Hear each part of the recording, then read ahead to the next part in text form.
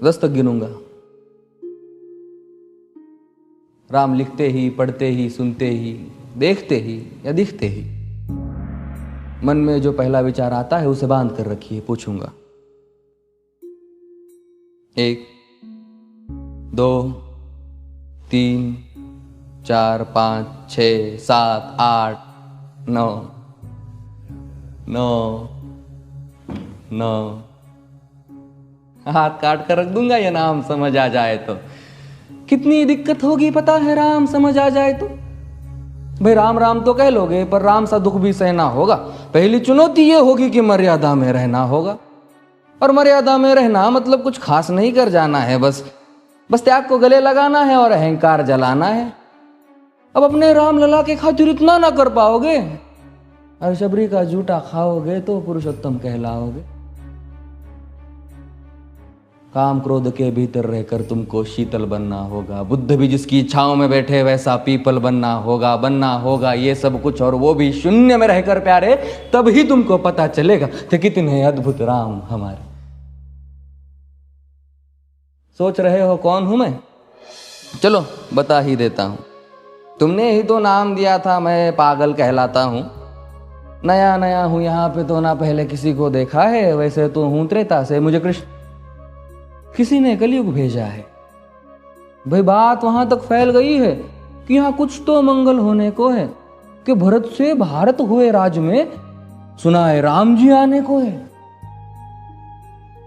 बड़े भाग्यशाली हो तुम सब। नहीं, वहां पे सब यही कहते हैं कि हम तो राम राज्य में रहते थे पर इन सब में राम रहते हैं।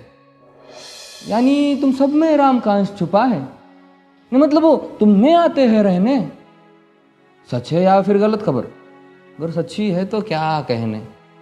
तो सबको राम पता ही होगा, घर के बड़ों ने बताया होगा।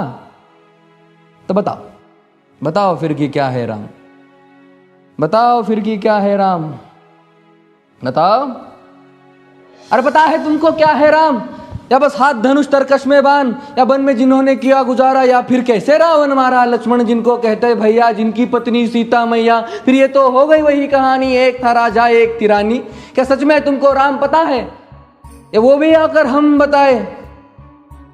बड़े दिनों से हूं यहां पर, सब कुछ देख रहा हूं कब से। प्रभु से मिलने आया था मैं, उन्हें छोड़कर मिला हूं सबसे। एक बात कहूं अगर बुरा ना मानो, नहीं तुम तुरंत ही क्रोधित हो जाते हो। पूरी बात तो सुनते भी नहीं, सीधे घर पर आ जाते हो। ये तुम लोगों के नाम जपो में पहले सा आराम नहीं। ये तुम लोगों के नाम जपो में पहले सा आराम नहीं। इस जबरदस्ती के जय श्री राम में सब कुछ है, बस राम नहीं। ये राजनीति का दाया बाया जितना मर्जी खेलो तुम। दाया बाया, अरे दाया बाया ये तुम्हारी वर्तमान प्रादेशिक भाषा में क्या कहते हो उसे? हाँ वो लेफ्ट एंड राइट। ये राजनीति का दाया बाया जितना मर्जी खेलो तुम चेतावनी को, लेकिन मेरी अपने जहन में डालो तुम। निजी स्वार्थ के खातिर अगर कोई राम नाम को गाता हो तो खबरदार अगर जुर्रत की और मेरे राम को बांटा तो। भारत भू का कवि हूं मैं, तभी निडर हो कहता हूं राम है मेरी हर रचना में। मैं बजरंग में रहता हूं। भारत की नींव है कविताएं और सत्य हमारी बातों में, तभी कलम हमारी तीखी और साहित्य हमारे हाथों में। तो सोच समझ कर राम कहो तुम।